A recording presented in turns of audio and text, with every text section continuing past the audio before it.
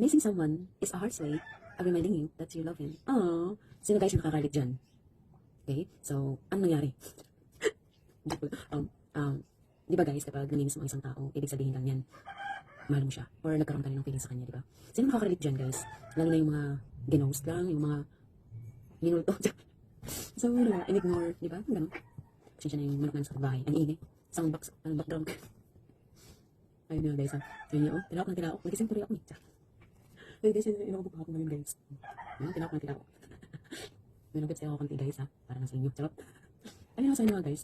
Missing someone is a heart's way of reminding you that you love him or her. Love him here.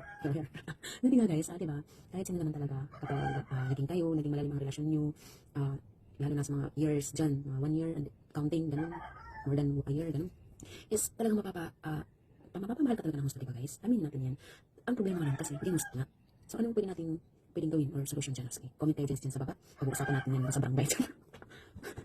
So, yun guys, pasensya lang, kalising ko lang, just covered. Pag-usapan natin nga itong buhay pag-ibig na to. Ay, ko naman mag-live kasi guys, ano na to? Video. Sige nga guys, comment kayo dyan sa baba ha. At ano, pag-usapan natin to. Hindi ba guys, seryoso na tayo. Ang ingat talaga ng tilak. Sakit pa yan guys. Ayun na nga, kung pag-supply guys. And so, yun na nga guys. Missing someone is a heart's way of reminding you that you love him or her.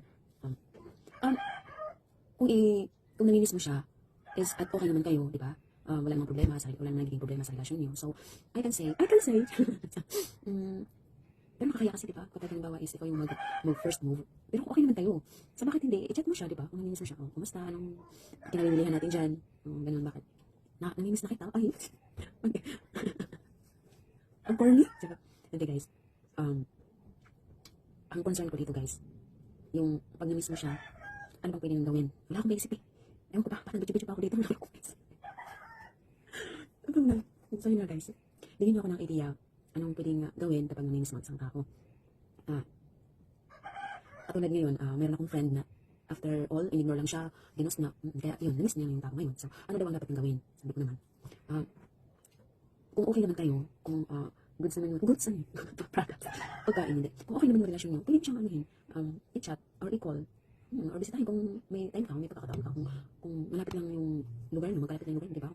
Kasi miss mo siya, hinahanap-hanap mo siya, siyempre, di ba, miss mo siya. Tanungin mo kung ano bang nangyari, malay mo may pinagkakabalan lang, busy lang, ganun. So, siyempre, tanungin mo siya, bakit, kumusta, love, labak.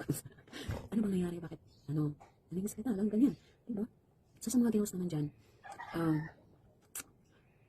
ay, wala talaga akong maisip ang gagawin. Mas ulo ko.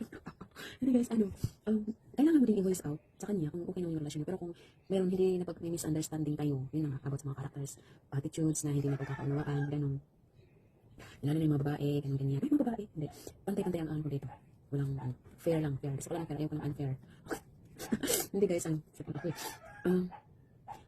isa din kasi na factor yung hindi niyo pagkakaunawaan. Oo guys, isa din yun. Kaya, ginusta niya, inignore ka niya. Kaya, masasabi ko lang dyan, kung ginusta niya, huwag mo na lang siguro siyang i-chat or i-text or habulin. Kasi, yung pag-ignore niya, is, yun yung rason na, yun yung answer na yun, sa kasagutan na yun na, hindi ka niya, minahal talaga, hindi ka niya talaga gusto. Ganun na kasi, simple as that guys. Wala natin sa inyo guys. Wala akong guys. Hindi ka guys. Hindi naman tayo aso para habulin siya, diba guys? Isipin mo rin yung sarili mo, worth it ba siya para habulin mo siya, diba? So, kung ano man yung naging pagkukulang mo sa kanya, marirealize din naman niya na may pagkukulang. Alam ko may pagkukulang din siya, tao tayo, hindi tayo perfecto, diba? Kaya, kung bumalik man siya, doon mo siya kumprontahin na bakit tinignan mo siya. Pero kung hindi, hayaan mo na guys. Ang taong ayaw, ibig sabihin, hindi siya para sa'yo. Ganun lang. Ganun lang kasimple. Simple as like that. Simple as that.